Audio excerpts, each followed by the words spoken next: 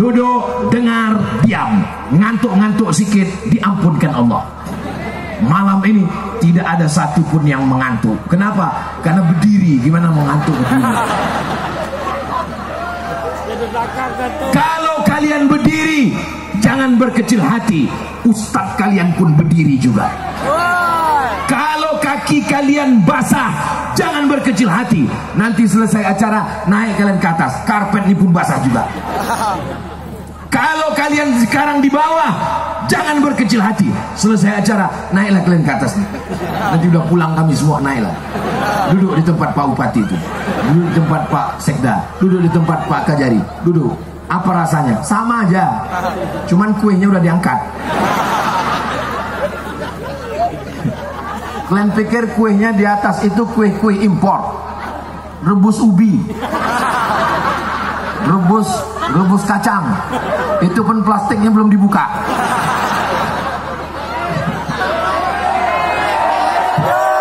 Kita cinta produk Indonesia. Jangan makan produk asing. Bangkitkan ekonomi umat seperti yang dilakukan oleh kepala daerah. Kita doakan mereka, Bapak Bupati, Wakil Bupati, Bapak Sekda, Kepala Dinas, Kepala Badan, Kepala Kantor, yang ada kepala maupun tak berkepala. Mudah-mudahan mereka soleh solihah semua. Kita doakan istrinya, istri-istri yang solihah solihah. Yang tak solihah supaya cepat mati. Jangan kalian aminkan. Saya memuji orangnya jauh. Suami yang baik, suami yang undang ustadz, suami yang suka maulid. Di balik suami yang baik ada istri yang luar biasa. Betul? Coba kalau istrinya tak solihah, waktu suaminya di rumah bilang, mama, gimana kalau kita undang Ustadz Somad? Jangan, Ustadz radikal,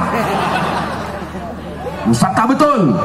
Bagus kita undang penyanyi dangdut, pakai rok pendek naik ke atas, penontonnya atuk-atuk di bawah. Beginilah semua atuk-atuk itu. Hujan lebat pula masuk, gembung. Pulang ke rumah, orang yang menonton penyanyi dangdut sampai pulang ke rumah, dia ingin istrinya macam penyanyi dangdut itu juga. Waktu menengok penyanyi dangdut, menetes air liur. Pas balik ke rumah menengok bini, menetes air mata. Itu tidak terjadi di Rejang Lebong. Tidak ada lagi pesta-pesta malam. Bapak polisi akan mengawal, Bapak TNI Polri akan mengawal. Kalaupun ada, isinya adalah hadrah dan solawat. Siap? Yang kemarin nikahnya pakai nyanyi, oh yang racun kucing garong, kabi kaci kabi gam. Apalagi nyanyi selimut tetangga pulang-pulang berbadan dua. Apa ini maksiat dosa semua. Insya Allah anak-anak mudaku akan menikah, tapi nyanyinya adalah hadrah. Apa nama grupnya dek? Hah? Laskar Solawat.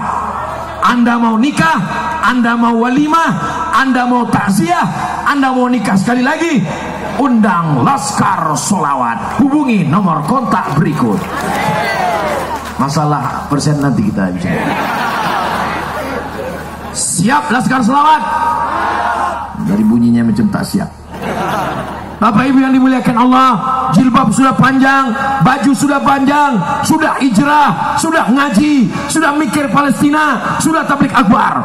Tapi begitu acara anak nikah, apa yang terjadi? Ustadz Somad diundang, saya sangka mau jadi saksi, saya sangka mau jadi tausiah. Rupanya sampai di tempat acara nikah mau menengok penyanyi dangdut di atas, tak jadi saya datang. Sampai hati Ustadz Somad, kenapa Ustadz nggak datang waktu anak saya nikah? Susah-susah saya ngantar surat undangan ke rumah Ustadz. Saya datang. Mana ada Ustadz datang? Kami tunggu Ustadz tak datang. Aku datang pas di pintu pulang lagi. Kenapa? Karena kalian sambut dengan lagu Jatuh Bangun Aku Mengejarmu. Daripada saya masuk ke dalam, saya tak khawatir masuk ke dalam. Yang saya khawatirkan waktu saya sedang makan, jamaah live. Hai guys, inilah Ustadz Somad salah kunyah gara-gara nengok penyanyi. Sakitnya tak seberapa, malunya. Tapi insya Allah melihat semangat yang luar biasa malam ini, segala perbuatan maksiat, perbuatan dosa, merusak mata, merusak telinga, diselamatkan Allah kita dari itu semua insya Allah. Bapak Ibu yang dimuliakan Allah Subhanahu wa Ta'ala, Rejang Lebong, Curup akan tetap selamat selama masih ada anak muda yang beriman la ilaha illallah Muhammadur Rasulullah. Kenapa tidak dibuat di masjid? Kenapa pengajian Ustaz Somad kalau malam tidak dibuat di masjid? Itu ada alasannya. Itu memang permintaan saya. Kalau pengajian subuh buat di masjid, tapi kalau pengajian malam buat di stadion, buat di gor, buat tanah lapang. Kenapa? Karena masih banyak orang yang takut ke masjid. Ada jamaah ini takut ke masjid. Pas ditanya, ayo ke masjid, aku takut. Kawanku kemarin 2 kali ke masjid mati. Apalagi beberapa masjid ini menyeramkan. Baru masuk tengok sebelah kanan kerenda jenazah,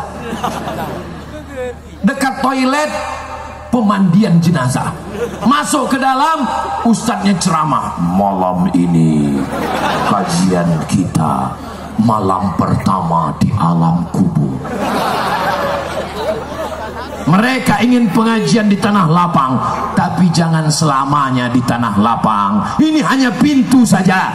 Awal dapat hidayahnya di tanah lapang, awal dapat hidayahnya di stadion, tapi nanti tetap akan masuk ke dalam masjid. Insya Allah besok masjid subuh kita lebih ramai insya Allah. Amin. Ustaz besok subuh di mana? Yang mau datang silakan. Besok saya subuh di Masjid Pesantren Ar-Risalah Lubuk Linggau. Anak-anak muda, anak-anak santri, karena kebetulan besok hari santri. Besok tanggal 22 Oktober kita bangkitkan balik semangat santri. Santri jadi tentara. Amin. Santri jadi polisi. Amin. Aku tak maulah anakku jadi santri. Nanti paling-paling jadi ustadz kurus macam Ustaz Somad.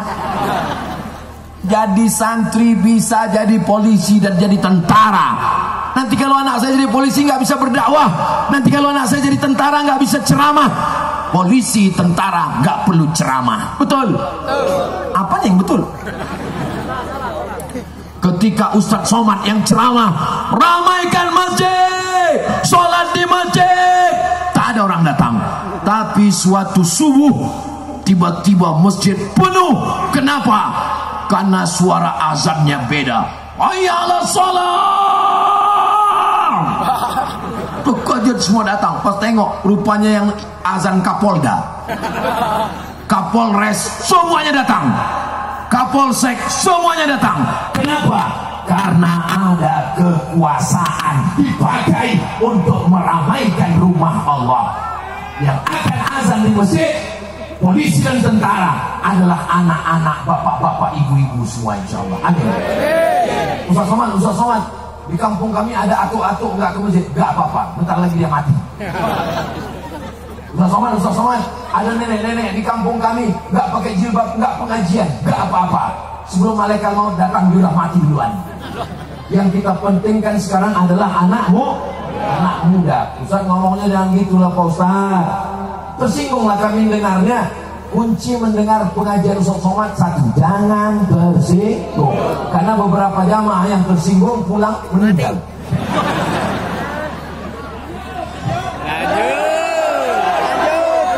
Allahumma rahamna bil Qur'an waj'alhu lana imaman wa nuran wa hudan wa rahmah.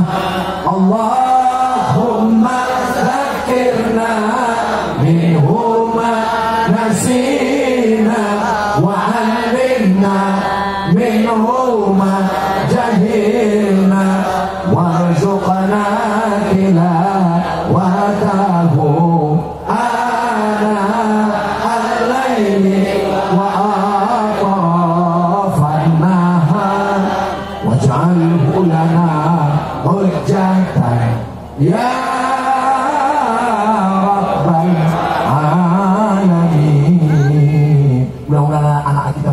menghafal Quran. Amin.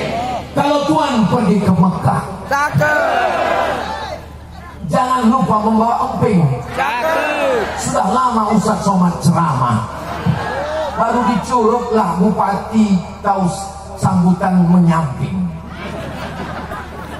Paham yang saya omongkan? Berikut ini mari kita dengarkan kata sambutan dari Bupati Rejang Lebong. Menyamping baik. Sudah lama saya keliling tahu baru dicuruglah bupati yang menyamping. Tak mau dia membelakangi saya. Oh, Ustaz Somad membelakangi Pak Bupati. Kalian putarlah rekamannya dari awal. Coba tadi sebelum saya maju ke depan, 10 jari 11 dengan kepala udah saya angkat. Ada yang lebih tinggi daripada ilmu, ada yang lebih tinggi daripada hafalan Quran, ada yang lebih tinggi. Ada. Al-adab fauqal adab, jaga adab. Pak Bupati sudah mengajarkan kita adab. Apa kata Pak Ketua Majelis Ulama Indonesia? Ustaz Somad, kata Ustaz Dr. Muhammad Abu Zar, selama Ustaz berada di Rejang Lebong, maafkan kami atas segala kesilapan-kesilapan kami. Tidak ada kesilapan dan kehilapan karena kami menarik-narik Ustaz. Tidak ada, memang ada beberapa menarik. Ustaz.